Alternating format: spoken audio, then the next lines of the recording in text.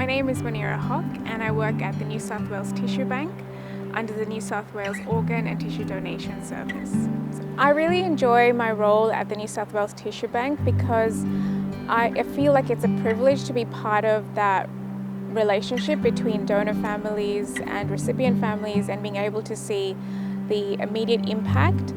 But as well as that, being a researcher, I get to see how the different technologies and new methods actually improve transplantation success. Personally, when I think about the transplantation waiting list, it's almost a bit hard for me to swallow, because when someone dies from organ failure, particularly someone that's on the waiting list, they've been there for a long time, it's a preventable death. So being part of this pathway, being part of the team, we get to save lives and see the long-term impact that it has on both families, the donor families and also the recipient families. When we as Muslims decide to become an organ and tissue donor, we're doing two things. We are giving another person the opportunity to access a life-changing treatment so that they can have an improved quality of life.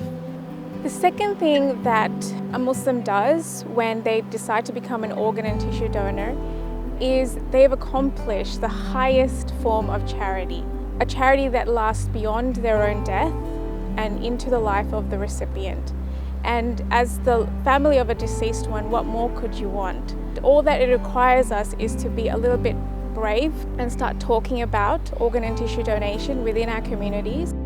One of the biggest myths, particularly in my culture, is people believe that organ and tissue donation leaves the body disfigured or dismantled in some way.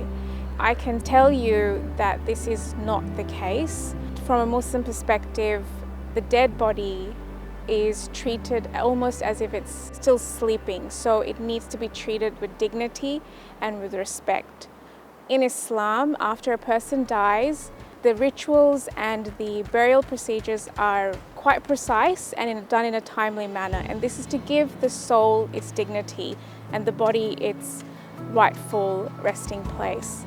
In 2015, there was a religious ruling issued by the Office of the Grand Mufti of Australia telling us how organ and tissue donation is permissible in Islam and what are the conditions that it should take place to continue to make it permissible. So this tells me that as a Muslim, not only does the Australian health sector aware of the different faiths and the different perspectives around organ and tissue donation, but they have consulted with my community leaders.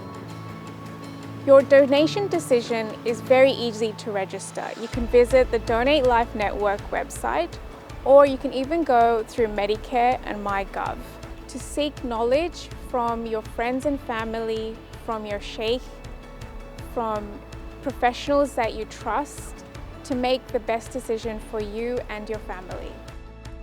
It's amazing. It's amazing to be able to call the families, both families, the donor family and the recipient family, that there is a potential successful transplantation.